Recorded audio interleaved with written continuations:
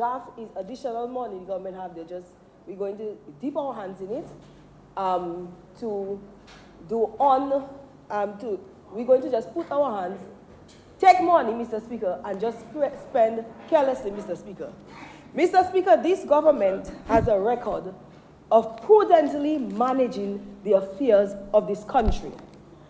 And that record, we have been given commendation by all international institutions that we do business with. Whether it's World Bank, whether it's CDB, we have been given commendation for how well we manage our economy. Mr. Speaker, this government went through Hurricane Maria, Mr. Speaker. Every village in Dominica was affected by Maria, Mr. Speaker. Every road was cut off. 99% of our housing stock was either totally destroyed or damaged. 226% of our GDP was damaged. How does Mr. Honorable Linton expect a small country like Dominica to have risen so quickly in 4.5 years if we did not have the means to access funding, Mr. Speaker, to respond so quickly? Thankfully, Mr. Speaker, at the time, as the Prime Minister said, we had savings because we have been so prudently managed. We were putting money aside. So in the CBI account, had savings which we could use to clean up our roads and to get things going whilst we were out there trying to raise funds on the international market. And Mr. Speaker, you know that, as it rightly says, an overdraft is used as a buffer to offer flexibility. So it's almost like bridging financing. Whilst you wait for other funds or loans you've contracted to come in, you have something temporary you can go to. And you, the honorable member, knows in 2017, we negotiated money for agriculture, for restoration of livelihoods and housing from the World Bank. When did we receive the funds? So if we had sat down as a government and said, well, until the World Bank money comes, we cannot do anything. I was going to say, true pull for the people of Dominica. Let them scrunt. Let us not do housing. Let us not clean, what is it? Kaipul Kwase. Let Dominica fall. Let us not clean the roads. Let us not repair bridges. Let us not repair homes. Let us not pay our debts because we're waiting on money from international institutions. What did we do? You use the resources you have access to locally in the interim. You help yourself. You don't stay underwater and say, my house has fallen and that is it. But that is what the opposition that they wanted to happen in Dominica. That the government washed its hands after Hurricane Maria and said it is over. And that is what people fought in the international community, that Dominica would not be able to recover. But thank God, Papa Bode, there is a God that loves Dominica and understands the heart of the Prime Minister and this government. And we were able to, in 4.5 years, to restore this country that many people cannot believe Hurricane Maria, Category 5 hurricane, passed through this country, Mr. Speaker. So when he's talking about overdraft went up in 2019, and the way he talks, Mr. Speaker, when you have access to financing, the year ends at June 30th, 2019, but you use the money throughout. So prudent management, when the funds come in, as I said, is a bridging financing gap. You get money, you pay down the overdraft. Because overdraft is meant for a temporary measure to get things going, to provide you, to handle your affairs, whilst I said you're waiting for the other funds, which you will promise or you loaned or contracted, or waiting on revenues, Mr. Speaker, to increase. And Mr. Speaker, the report shows that during COVID-19, we were on lockdown, Mr. Speaker, the country was shut down. Tourism went flat, decimated. The worst hit on the tourism industry. All sectors in the country were closed, Mr. Speaker, and we were at our homes, Mr. Speaker. And at the same time, we still have to pay all our expenses. We still have to pay salaries. Why is the country not making money? The government still have to be expending funds and funds to battle COVID-19. So what should we have done? Said revenue down, we don't have money, we cannot address the COVID-19 pandemic. You use your interim facilities to be able to respond quickly. That is what a responsible government does. So to come here and say we are responsible because we're asking for increasing the overdraft is careless and reckless of the opposition leader. Seeing the number of challenges this government had to deal with, from Erica to Maria to COVID-19, and to act as if COVID-19 did not happen, and probably for them it didn't, because they are nowhere to be found, neither after Maria and neither for COVID-19. We got vaccines to try to see if we could get our people vaccinated so they could be healthy and safe, Mr. Speaker, to protect lives. They went on the radio saying it's scary vaccine, don't take the vaccine, Mr. Speaker. So what happened? Some people foolishly listened to the advice of the opposition leader. And no, but you didn't go out on the radio telling people, encouraging citizens to take the shot. You have a responsibility to tell your people that we're in a pandemic, we're in a crisis, and we're trying to ensure that our people are safe. And we are the first country to receive a vaccine. How many of them you heard on the radio telling people to take the shot so we could reduce the spread of the virus, Mr. Speaker? None of them, they say, scary shot. Making people believe something wrong they were doing to take something to protect their health. So, Mr. Speaker, our numbers were going up and down. We had to retrofit the hospital. And I don't want to go over what Honorable Edwards said and the Honorable McIntyre said.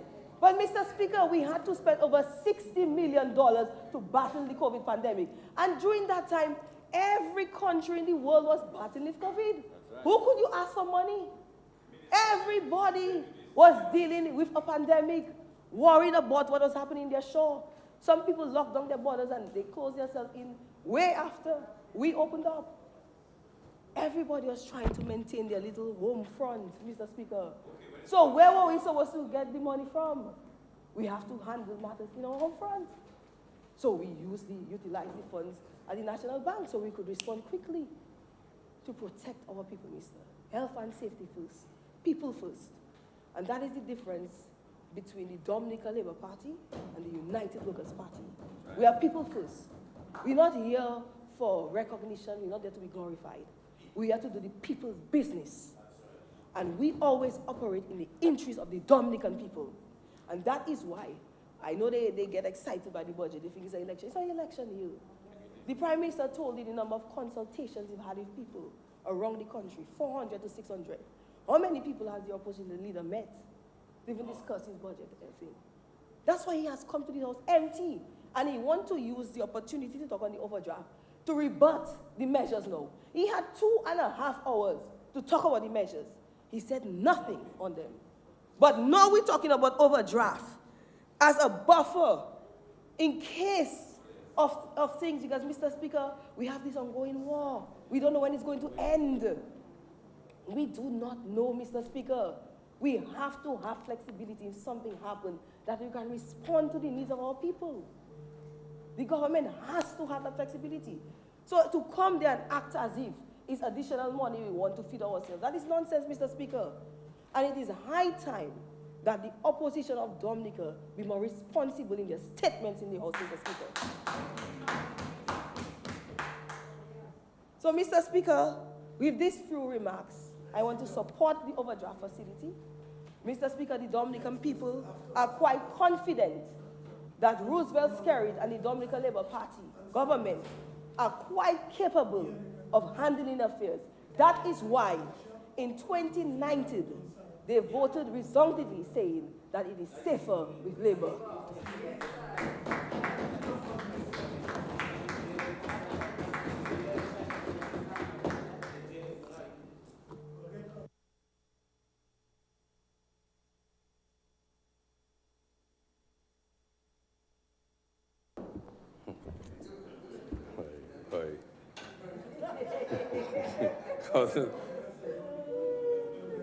Thank you, Mr. Speaker.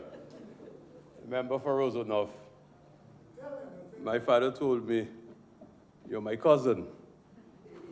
And I met your mother when she joined us at a meeting some years ago, and she told me the same.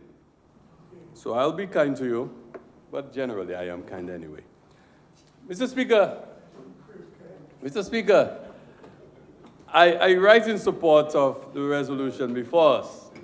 And I want to begin by reading the preamble, or at least section of the preamble of that resolution. And it reads, I quote, "Whereas, by virtue of Section 3.1 of the Loans Act, Chapter 6405 of the 2017 Revised Laws of the Commonwealth of Dominica, the House of Assembly may, by resolution duly passed, authorize the minister responsible for finance to borrow money from approved sources or guaranteed loans to statutory boards or public corporations for the purpose of financing general development purposes or for other purposes." I never understood why they had so many purposes. I think I saw it in the Parent Act. But, Mr. Speaker, the point I wish to make here is that the government or the Parliament authorizes the Minister of Finance, gives the authority to borrow for development purposes and other purposes. So I want to start with that because sometimes, and continuing on the debate we had on debt, and Senator Sanford misrepresented me this morning, and she said that I said debt was a good thing. I will not disagree. It is relevant to this, and just take your time. Don't get excited. Don't get excited. No need to get excited. But we're talking about an overdraft. The connection is so obvious, I don't even have to explain any nexus between an overdraft and debt. There's nothing to that, you know. So Mr. Speaker, and the point that was made about, claiming that I said that was a good thing. I remember one member in the House said this, and I will not disagree, but I didn't say that, Senator Sanford. I didn't say that. But anyway, Mr. Speaker, the purpose of this resolution is to allow the Minister of Finance to borrow for development purposes. So we don't just borrow just because. You borrow for development purposes. So that's one thing. But I just want to say in my brief contribution on this resolution, Mr. Speaker, is just to highlight something that the leader of the opposition opened that discussion, and I felt compelled to respond. Because he brought to our attention that we should way over the overdraft in 2019. It came to $187,757,984. That is true. That is true. But by 2020, we paid down about $50-something million down on that. We took it down to $133,887,894. In 2020, half of that year, well, at least a quarter of that year, really, fiscal year, talking about, we were in the throes of the COVID-19 pandemic. Yet we were able to bring that overdraft down by $54 million. So I don't know what all the excitement is about. But Mr. Speaker, by 2021, we brought it down to $116,460,710. That's a significant reduction. So during a very difficult time in the midst of a pandemic, check it out. 187 million all the way to 116 million. But we didn't stop there. And that is the kicker for you, leader of the opposition. You mentioned you were kind enough to take us back to 2019. But why are you not talking about 2022? How did we end the financial year? I mean, how did we end the fiscal year? And all of us have a copy. All of us have a copy, and you could check it out. It's on what page? It's page 5. If you're kind enough to go down to the National Bank of Dominica, and you can check. It says bank overdraft facility, 29 million, 65,084. No, but he said it in a way. He said it in a way that he failed to make the comparison that we took it from 187 million, brought it to 29 million. And here is the answer to your, no, hold on. Don't get excited. Getting back to the point you were making, why then do we need it? I'm going to tell you why we need it. Let me tell you why we need it. And let's go to the same resolution before us. I'm going to read it for you because I want the public to know why we're taking an overdraft. So, if you go down, and whereas this increase in the overdraft limit will serve as a buffer and offer flexibility in meeting government short-term needs in a timely manner. So we're in the middle of a hurricane season. God forbids we get hit by a hurricane. What do you want us to do? What do you want us to do? So we need the flexibility to ensure. So to answer your question, then why don't we stay below? And you need some, you did some comparisons, and I will respond to you on that. Why then? It's because we want to ensure that we can continue operations. Flexibility that is required. Yes, the CBI is a major revenue, earner, an inflow of cash. But there may be times when it may not be flowing as quickly as it should. And therefore, we need the buffer. You need the bridge financing. You need an opportunity to ensure that you have no delay in the execution of projects and programs that are provided for in this year's estimates. And this is why we need this. So this is very important. But I want to go on to say a little further. I want to go back. I want to go to something related. And I know the members of the opposition will not get as excited. But I will ask, Mr. Speaker, to allow me to make a comparison. And I want to go to another section here before I refer to it. And whereas the government of Dominica has utilized a combination of overdrafts and treasury bills to supplement general revenues to finance its short-term requirements and continues to finance its capital projects through grants, concessional loans, and resources from the Citizenship by Investment Program. So this is just really a guarantee, an insurance, something to keep there. So in the event that all these other sources of revenue may have some delay, some shortfall, that we have the space, Mr. Speaker. And staying within a tight limit will not allow you to do that. Because once the maximum is set, then we are constrained by that. But I want to make this comparison.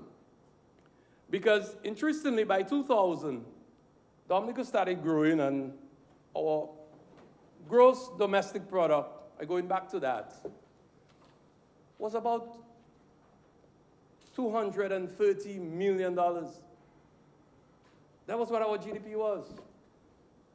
By 2000, it moved up to 333. And now it is 545 million EC dollars. Now, even if you were to go back and take in account inflation, Dominica has grown significantly.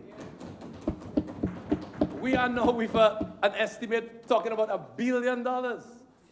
Recurrent revenue and capital, $1 billion. When you come and tell me you're going to have a $35 million overdraft, what is that? In the scheme of things, what is that? And not even taking into account inflation. I mean, how do you do that? You cannot responsibly manage a country and limit yourself that way when everything around you is moving. We have moved away from budgets of $200 million, $300 million, and now you're talking about $1 billion and you're making that an issue? And the government has demonstrated its ability to pay down on this overdraft. So when we consider all of this thing, and I want to give you a little one again before I take my seat, Mr. Speaker, just to mention.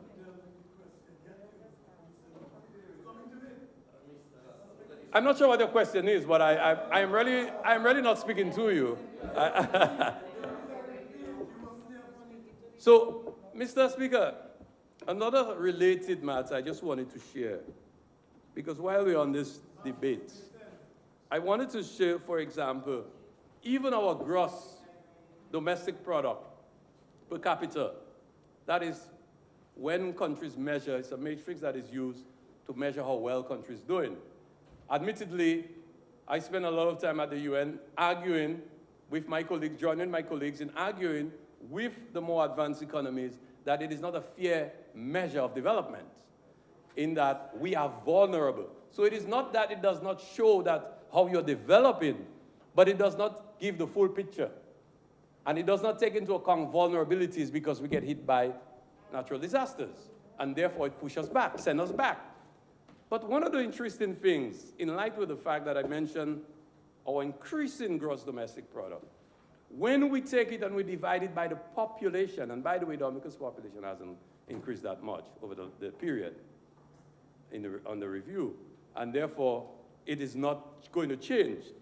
But interesting bit of information.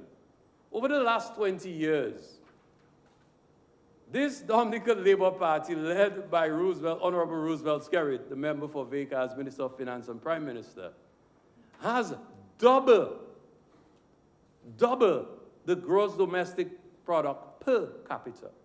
So per person, we have doubled. So we moved from 3,700 plus US dollars up to, by 2020, we were 8,000 US dollars per person. That's how you measure development. That is how you measure how a country is moving on. But my brother, I just thought it's not a perfect measure, but it is the best measure known at this time that tells you how well a country is doing. So you can talk, if you want to fight, as my good friend used to say, facts are stubborn things. So if you want to fight with the data and the statistics, go ahead and fight. But I'm just simply placing the facts on the table that we have seen a tremendous movement and growth in the economy. And therefore, there is no reason why we should remain with an overdraft that is so narrow and does not reflect the true development path that we are on as a nation. And that is the argument. It's a simple one.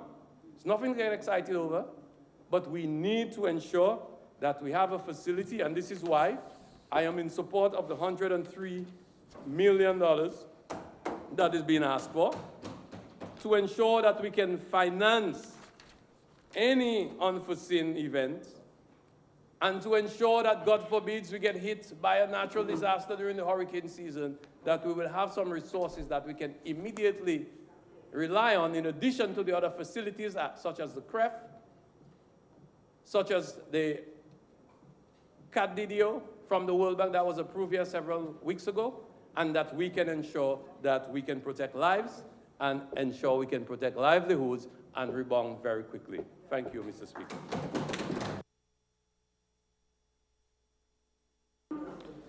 Thank you very much, Mr. Speaker. Let me, in conclusion, thank the members who have contributed, and quite clearly so, Mr. Speaker. We've been coming here, Mr. Speaker, for years, asking for permission on the overdraft facility, and it's an annual requirement of this House that we get permission, Mr. Speaker. But we have shown by our reputation, Mr. Speaker, that we can manage the economy. And if you look at where we were in 2000, Mr. Speaker, and like some of my colleagues said, to where we are today, 20 years later, Mr. Speaker, we have grown the economy tenfold, Mr. Speaker. Where we met, the Dominica we met, and the Dominica we have today, Mr. Speaker, is evidence of an economy on the rise, Mr. In spite of all of the challenges that we have had, Mr. Speaker. We had Tropical Storm Erica in 2015, was it? We had Hurricane Maria, and like what my colleague said, Hurricane Maria totally decimated the country, wiped out 225% of our GDP. We had not even recovered yet, and the figures spell it out, Mr. Speaker, because in 2019, we see, Mr. Speaker, the kind of spending that we had to make. Even 2018, coming out of Hurricane Maria, Mr. Speaker, and before we were back on our feet again, we were thrust right into COVID, Mr. Speaker. And today, we see where we are, Mr. Speaker. And I must say, everybody in this country, every right-thinking person in this country, even those who are looking at us, Mr. Speaker, like our donors, the IMF, the CDB, the World Bank, the European Union, Mr. Speaker, are constantly congratulating Dominica for the fine work that we have been able to do. I mean, Dominica is the only country outside of Barbados that the EU has agreed to celebrate EU Day, Mr. Speaker, and I've commended the minister and the government on the prudent management of the economy, Mr. Speaker, and we'll continue so to do. Because, Mr. Speaker, we know that an overdraft is like an insurance policy. You do not intend to use your overdraft, but you have your overdraft there just in case. And we have seen over the years what the just in case would mean, especially for Dominica. I don't think we should be having a debate about the approval of the overdraft facility in Dominica today, because we know, we have experienced shock after shock, exogenous shocks, climate change shocks, Mr. Speaker, over and over and over again, where we had to dig deep into our resources. Just this morning, the Prime Minister was talking about monies that we were actually saving, Mr. Speaker, saving for wet days. We've had to turn around and use it to keep the economy afloat and to keep us going, Mr. Speaker. So we know that we are on the right track, Mr. Speaker. I mean, after all of this, out of the blue, Mr. Speaker, comes the Russia-Ukraine war. And look at what the impact, because between Russia really produces more than 50% of the world's oil, and that has had an impact on fuel. Again, we look at wheat for an essential commodity like flour to produce bread, Mr. Speaker. Between Russia and Ukraine, again, they produce about between 75% or more of the world's wheat, Mr. Speaker. So that is an impact on the world over, and that is why we have to look inward, Mr. Speaker, to produce more of what we use, so we can depend on our own resources, Mr. Speaker. And thank God that we have had the CBI to bolster our resources, Mr. Speaker. And we have come here ad nauseum, Mr. Speaker, time and time again. We have said that there are different levels of CBI application. The applicant can apply for himself, and he can apply for his wife. He can apply for his wife and two others, Mr. Speaker, as his family, and there are different price ranges, Mr. Speaker. So the opposition cannot use every applicant. There's per applicant, Mr. Speaker, and they're looking at the amount of certificates and multiplying it by a per applicant fee. And we are at pains, Mr. Speaker. The leader of the opposition went last year from 1.2 billion, now he's at 4.6 billion, Mr. Speaker. And figures they know, everybody in Dominica knows, Mr. Speaker, that those figures are a wrong calculation of the scheme. And it is not us, Mr. Speaker. It is not the Dominican Labour Party that formulated the Citizenship by Investment program, Mr. Speaker. That program, Mr. Speaker, is a program that we met there and we made better, Mr. Speaker. And for 4 years in a row, Mr. Speaker, every single international institution have brought Dominica's program as the best program in the world for 4 years running, Mr. Speaker. So it's not Dominica that's lying again, Mr. Speaker. It's not the Prime Minister. It's the international community, Mr. Speaker. 4 years in a row, our program has proven to be the best program. There are countries in Europe that they have shut down their program, Mr. Speaker, and Dominica's program is still running, growing from strength to strength, Mr. Speaker. I believe there's a saying that you mustn't look a gift horse in its mouth, Mr. Speaker. We must thank God and we must be grateful for the Citizenship by Investment program. And that principle, practice, and policy that the United Workers' Party have of constantly attacking the program, Mr. Speaker, you are going to kill the goose that is laying the golden egg, Mr. Speaker. And when a natural disaster hits, when a hurricane hits, Mr. Speaker, it doesn't choose which roof to blow off, Mr. Speaker. Roofs of labor rights are blown off, and roofs of United Workers' Party supporters are blown off, Mr. Speaker. Like Bob Marley says, when the rain falls, it does not fall on one man house top. And when you continue to jeopardize the fortunes of Dominica, when you continue to undermine the very linchpin upon which the economy sits, when you do that, Mr. Speaker, you undermine the very fortunes of our people. The people who are 70 and over, who depend on the little 300 to pay their lights and buy their groceries. The students who are doing well at school, whose parents cannot afford to send them to study, and the government can give them a scholarship.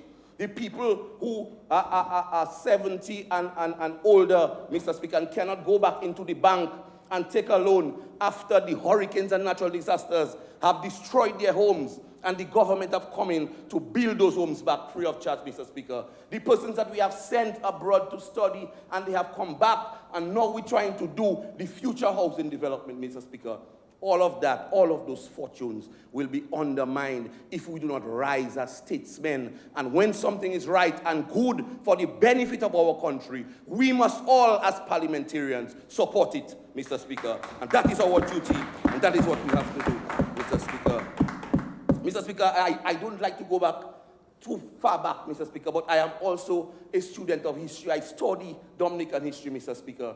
And again, in 1999, when the 14% loan was taken in Trinidad at $140 million between August and September of 1999, by December of 1999, Mr. Speaker, that $140 million was spent. There was not $1 left in the treasury. And today, the leader of the opposition is coming here and talking about prudent management of economy, Mr. Speaker. I can stand here and speak without any fear of contradiction, Mr. Speaker, that this government must get an A+ for fiscal management in the Eastern Caribbean. I can say it, Mr. Speaker. We have already gotten it. We have already gotten it, Mr. Speaker. So, Mr. Speaker, everybody in Dominica today understands what this government is trying to do. Everybody today understands clearly what we're trying to do, Mr. Speaker. The facts are there. Mr. Speaker, time and time again, we come and we present the facts to the House, Mr. Speaker. You have the Public Accounts Committee, Mr. Speaker, who present the accounts. If the members of the government have questions, they can call Public Accounts Committee meetings, and the public servants are obligated by law to bring the evidence and bring the information. It is not hidden, you know. The citizenship by investment is not something that the Prime Minister have in his briefcase walking about, you know, Mr. Speaker. Every single fact about the program can be sourced by the members. But they are not interested in that, Mr. Speaker. They're not interested in that at all. But we will continue to remain focused on this side of the House, Mr. Speaker. Where we are today, we have absolutely justified our approval of the overdraft facility. And I will tell you, Mr. Speaker, that when we come back here again next year, we will have a perfect report card to report to the people. All we have to concentrate on now, Mr. Speaker, is execution and implementation of the government's plans and programs to continue to generate growth and development in this country amidst the total global challenges that we face today. Once again, Mr. Speaker, I thank you for the courtesy of your time.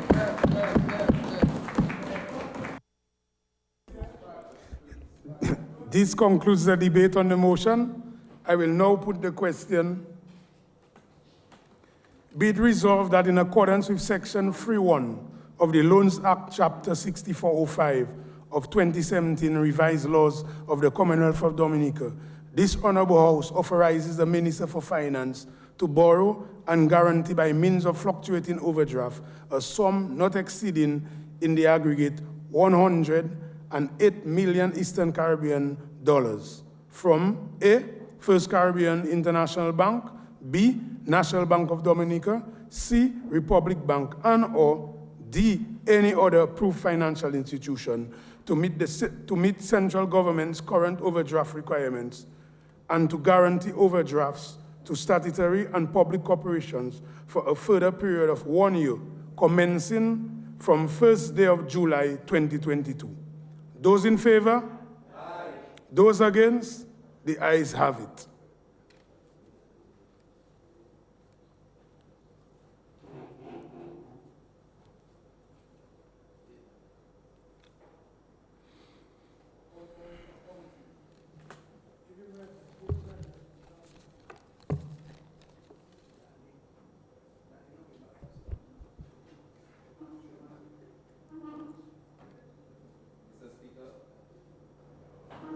The following honorable members of the various undermined committees are nominated to serve.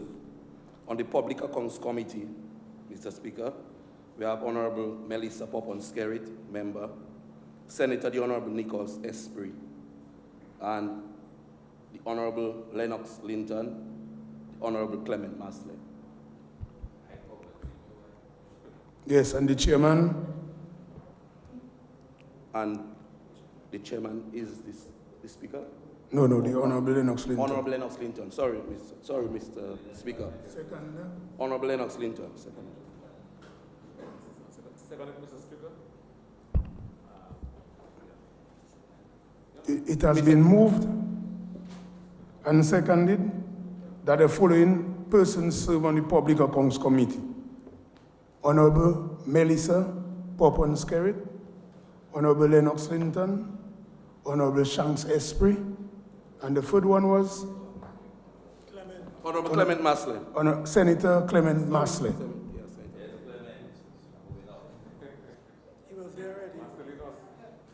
Yes. Honorable Nicholas Esprit, and the chairperson, Honorable Lennox Linton.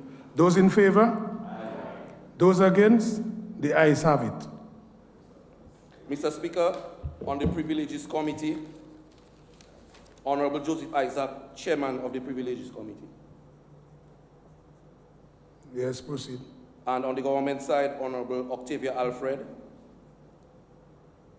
Yes. And Honorable Dr. Addis King, who serve as members. Yes. And Honorable Francisca Joseph, and Honorable Annette Sanford.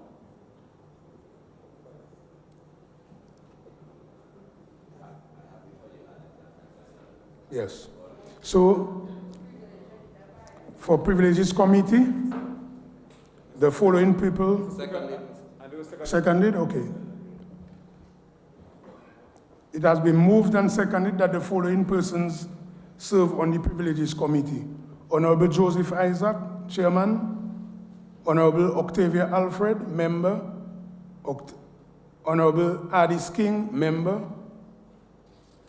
Senator Francisca Joseph, member. And Senator Annette Sanford, member. Those in favor? Aye. Those against? The ayes have it. Mr. Speaker, I move that the following members serve on the Standing Orders Committee. Honorable Joseph Isaac as the chairman. Yes? Honorable Kozia Frederick. Yes? Honorable Fidel Grant. Yes? Honorable Danny Luge. What's new now? And Honorable Ernie John Finn. Mr. Speaker, I stand Second? Second, Mr. Speaker. Yes. It has been moved and seconded that the following persons serve on the Standing Orders Committee. Honorable Joseph Isaac, chairperson. Honorable Kozia Frederick, member. Honorable Fidel Grant, member. Honorable Danny Luge, member. Senator Ernie John Finn, member. Those in favor? Aye. Those against? The ayes have it. Mr. Speaker, I move the following members to serve on the Creed Parliamentary Oversight Committee. Honorable Levi Peter, Chairman. Yes? Honorable Oscar George. Yes? Honorable Kasani Laville. Yes? Honorable Francisca Joseph. Yes? Honorable Hector John.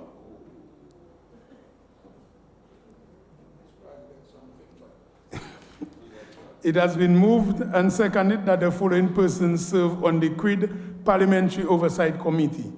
Honorable Levi Peters, chairperson. Honorable Oscar George, member. Honorable Kasani Laville, member. Honorable Francisca Joseph, member. Honorable Hector John, member.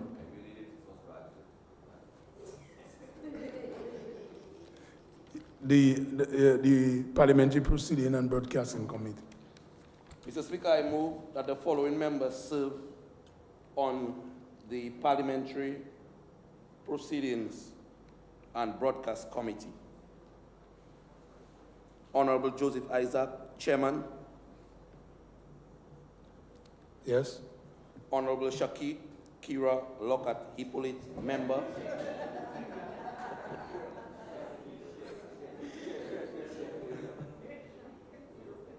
Honorable Daniel Luge.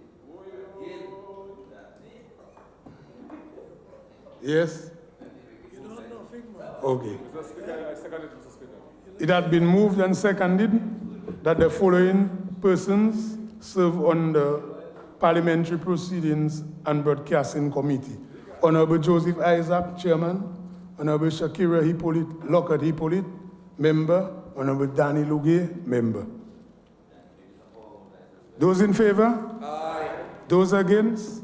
The ayes have it.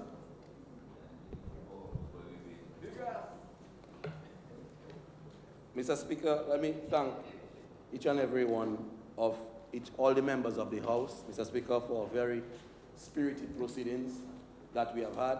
Let me also thank all those public servants who assisted in the preparation of the annual estimates.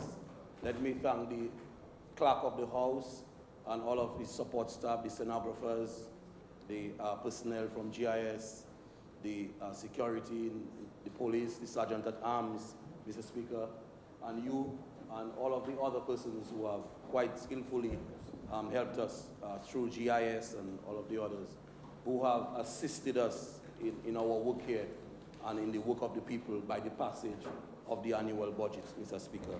I hope that we can go out now, Mr. Speaker, and implement the work of the people, that which they have elected us so to do.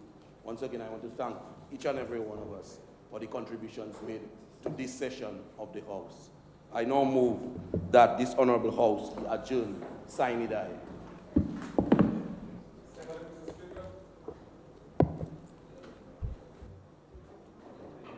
It has been moved and seconded that the House be adjourned, sine die. Those in favor? Aye. Those against? The ayes have it. House is adjourned, sine die.